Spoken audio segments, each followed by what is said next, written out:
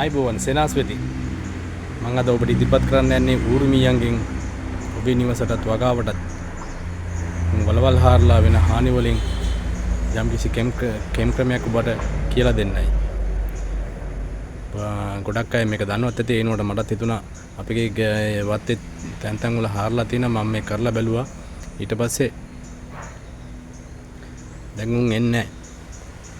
ඒ හින්දා උන් පැත්ත පළාතක ඉන්නේ. ඒවන් ආයාසට ගියාම උන් ගැරන්ඩියට භූමි තෙල් ගැහුවා වගේ දුවනවලු.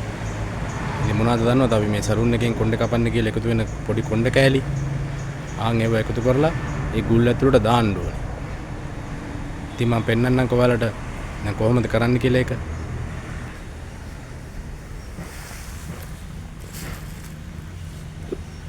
මේ තියෙන්නේ කෙස් ගස් කපපු කොටර කපලා මේ තැන් වල තියෙන ගුල් මේ තියෙන ගුල් මේ හාරලා තියෙන හොඳටම මොම ගිහිල්ලා පස් කන්දත් කඩා වැටිලා සෝදා පාලට ලක් වෙනවා.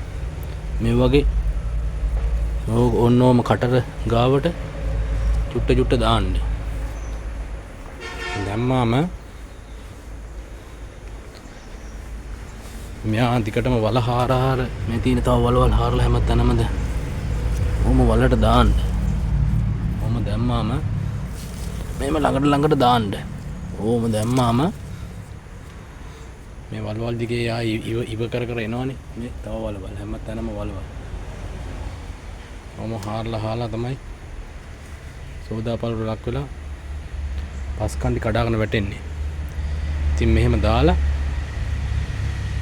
තියන් ඊට පස්සේ හැන්දෑ වරුවට ඉර බහගෙන යනකොට තමයි රෑ වෙලා ඉන්නේ. ඊට පස්සේ මෙයා ඉව කරගෙන එනකොට මෙයාගේ නහයට මේවා යනවලු. ගියාට පස්සේ මෙයාට ඉන්න බෑ කිව්සුම් යන්න වගේ ඇවිල්ලා මෙයා පැත්ත පළාතක ඉන්න අර ගැරන්ඩියට භූමි තෙල් ගැහුවා වගේ දුවනවලු. ඉතින් ආයි වල පැත්තේවත් හිටම පැත්තේවත් එන්නේ නැහැලු.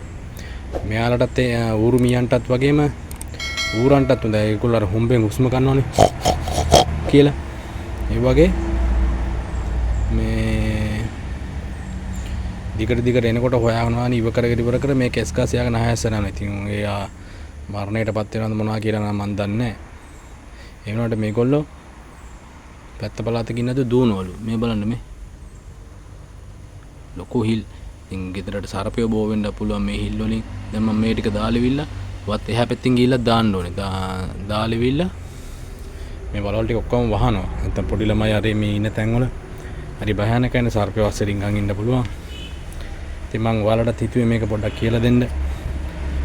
ඔයාලත් මේ විදිහට කරලා බලන්න. මේක සාර්ථක කෙම් ක්‍රමයක්. හැබැයි දැන් මම නම් ඉතින් අර ඔයාලට වීඩියෝ එක පෙන්වන්න ඕනේ ඉඳා කතා කර තමයි කරේ. මේක මේ උදේ පාන්දර කතා නොකර කාටවත් නොකිය ඇවිල්ලා මේක හිමින් කෙස් ගස් ටික හිමින් කපලා චූටියට ගෙනල්ලා සැලුන් එකෙන් දාන්න.